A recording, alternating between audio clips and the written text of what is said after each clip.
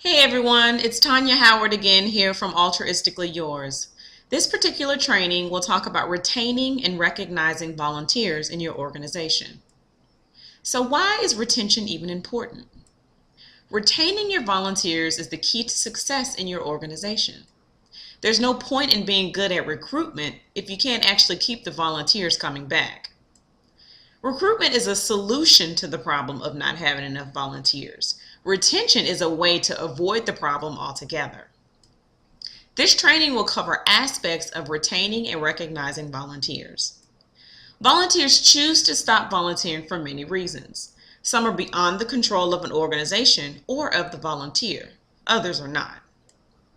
A 1998 study in the United States undertaken by the United Parcel Service Foundation discovered that after conflicts with more pressing demands, 65%, poor volunteer management was the most frequent reason cited to explain why people stopped volunteering. Charity was not well managed. The charity did not use the volunteers' time well. The charity did not use volunteers' talents well. Volunteers' tasks were not clearly defined, and volunteers were not thanked. So their conclusion was very straightforward. Poor volunteer management practices result in more lost volunteers than people losing interest because of changing personal or family needs. The best way for volunteer organizations to receive more hours of volunteer service is to be careful managers of the time already being volunteered by people of all ages and from all status of their volunteer society. So why do volunteers quit? The Corporation for National and Community Service listed the following factors in volunteers' decisions to stop volunteering with an organization. Disorganized volunteer experiences, unprepared and untrained leaders, lack of recognition, insufficient materials, absence of team motivation, mismatched skills and interests with the task assignment, lack of proper training, and restrictive volunteer assignments. Although not having enough time is the usual answer that volunteers will give for leaving a program, this is often an excuse. When people really want to do something, they make time for it. So why do volunteers stay? Success in volunteer involvement requires providing a rewarding experience both for volunteers and for the organization in which they serve. We know from many surveys that today's volunteers are looking for some specific returns when donating their time. It could be a smooth, hassle-free experience, flexibility in the use of their time, interesting and challenging work, a supportive environment, the opportunity to learn and apply their skills and knowledge, the opportunity to do work well, and the opportunity to work as a team. Programs that can meet these motivational needs will be able to recruit and retain volunteers. Programs that do not will find it increasingly difficult to maintain their volunteer workforce.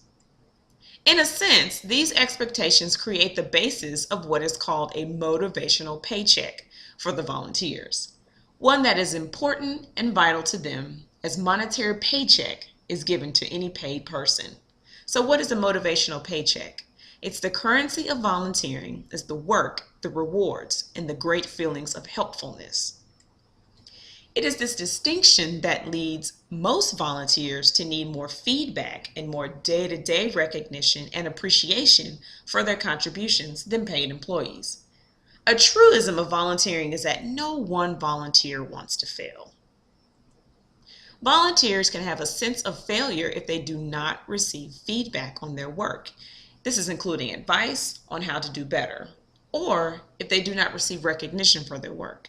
They might think, after all, if no one is even paying attention to what I'm doing, doesn't this mean I'm not making a contribution to what we're trying to accomplish? So when you think about that, think about developing a volunteer growth plan. So one method for fostering growth is to help volunteers reflect on their current volunteer experiences and then help them to focus on what else they would like to achieve while volunteering. In a sense, this involves helping them develop their own volunteer growth plan. The following questions are designed to help you talk with your volunteers about their own growth and development in their volunteer position. The questions are intended as a guide for discussion, not just as a form to be completed and then ignored. So you think about work satisfaction questions. So what were you hoping to accomplish in your volunteer work this year? What were your greatest accomplishments while volunteering this year? What was your greatest frustration while volunteering this year? What would you do differently if you were to do your volunteer work over again this year? What strengths, skills, or talents did you discover or strengthen this year? And then how challenging and interesting do you find your work at this time? So the volunteers' answers to your questions will give you insight into their level of satisfaction with their role and also how they would be better motivated. So then ask some personal satisfaction questions. So what do you find most rewarding about volunteering here? What new friendships did you make here this year? How well do you think we are accomplishing our mission? And then what is your vision for what we ought to be doing to be more successful in the next 5 years? And then ask future growth questions. What do you want to accomplish in your work next year? What do you want to accomplish personally next year? How can we best help you accomplish these goals? What kind of volunteer work would most help you attain these goals? What training or experience can we offer you to make you better able to do your work? And then how can we make your time here more fulfilling? So talking through these areas with your volunteers will help both them and you shape the kind of volunteering experience that will keep them engaged and productive for many years. So let's talk about recognizing volunteers. Volunteers must receive a sense of appreciation and reward for their contribution. This sense can be conveyed through a number of processes, including both formal and informal recognition systems. So formal recognition systems. They are comprised of the awards, certificates, plaques, pins, and recognition dinners or receptions to honor the volunteer achievement. Many organizations hold an annual ceremony in which individual volunteers are singled out for their achievements. So in determining whether to establish such a formal ceremony, consider the following. Is it authentic and not stale or mechanical? Is this being done wholly in the spirit of honoring the volunteer, keeping their needs in mind, rather than focusing on the staff and their desire to show appreciation? Does it fit? Would the volunteers feel better if you spent the time and money on the needs of the clients rather than on an obligatory event? And then can you make it a sense of celebration and a builder of team identity? Formal recognition systems are helpful mainly in satisfying some volunteers' needs for community approval, but have little impact and occasionally have a negative impact on volunteers whose primary focus is helping the clientele.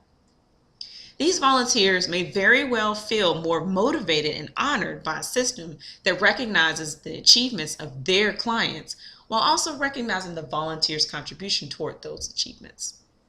So informal recognition practices. Effective volunteer recognition also occurs in the day-to-day interchange between volunteers and the organization when staff expresses their sincere appreciation for volunteers' efforts. This type of recognition is particularly powerful because it is much more frequent.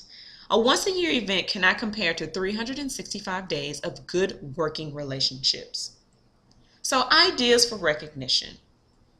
Here are some examples of different levels of recognition activity, both formal and informal. So here's some daily means of providing recognition.